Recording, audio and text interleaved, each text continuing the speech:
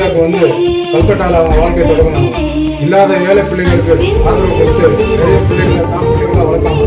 பெரிய பெரிய செல்வந்தர்களுக்கு எல்லாம் போய் அவங்க கையெழுதி உதவி கேட்டாங்க. அதில் ஒரு செல்வந்தர் சொன்னாரு, காரி துப்புனார், அதை நம்ம மேலே குடிச்சுட்டு என் பிள்ளைகளுக்கு உதவி பண்ணுங்க அப்படின்ட்டு திருப்பி கையெழுந்தாங்க. அவங்க மனம் சுருக்கி